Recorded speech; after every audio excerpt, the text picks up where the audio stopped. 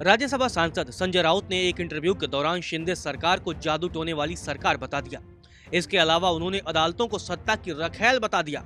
संजय राउत ने कहा, अदालतें सत्ता में बैठे लोगों की रखेल बन गई हैं। अब जजों पर कैसे भरोसा करें? यह आरोप लगाने वाला मैं अकेला नहीं हूँ। देश के कई बड़े लोग भी यह कह रहे हैं कि हमें न्याय नहीं मिल रहा है। मैंने यह भी कहा कि सुप्रीम कोर्ट ही एकमात्र जगह बची है जहां हमें न्याय मिलने की उम्मीद की किरण दिखती है। आज अदालतों के जज अपना फैसला सुनाने के बाद राज्यों के राज्यपाल बन जाते हैं। कोई जज राज्यसभा का सांसद बन जाता है तो कोई जज किसी कॉरपोरेशन का अध्यक्ष बन जाता है। संजय राउत ने कहा कि जजों को किसी भी राजनीतिक पद पर नहीं जाना चाहिए, इससे उन पर लोगों का भरोसा खत्म हो जाता है। संजय राउत ने महाराष्ट्र की शिंदे सरकार पर जादू टोने वाली सरकार का आरोप लगाया और कहा कि सीएम हाउस या मंत्रालय में जाकर देखिए कि वहाँ क्या चल रहा है। गुवाहाटी के जिस मंदिर में गए थे वहाँ क्या कर रहे थे, वहाँ किसकी बलि चढ़ाई गई थी, सबको मालूम है। इसमें छिपाने वाली क्या बात है? महाराष्ट्र के घर घर जाकर पूछिए कि राज्य में जादू टोना चल रहा है या नहीं। संजय राउत ने कहा कि शिंदे ने महाराष्ट्र की जनता और उनके भरोसे का सौदा किया है, जिसके लिए मराठी मानुस उन्हें कभी माफ नहीं करेगा।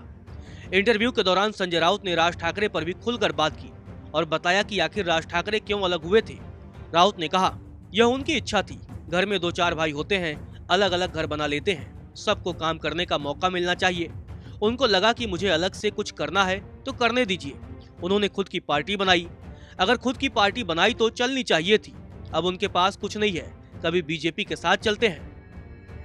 वहीं जब संजय राउत से पूछा गया कि क्या राज ठाकरे में बाला साहेब ठाकरे की छवि दिखती है, तो राउत ने तंज कसते हुए कहा, जॉनी लीवर सबकी नकल करते हैं, राजू श्रीवास्तव बहुत अच्छी नकल करते थे, सुनील पाल की नकल मैं हमेशा देखता हूँ। बाला साहेब को यह नकल और मिमिक्री बहुत अच्छी लगती थी।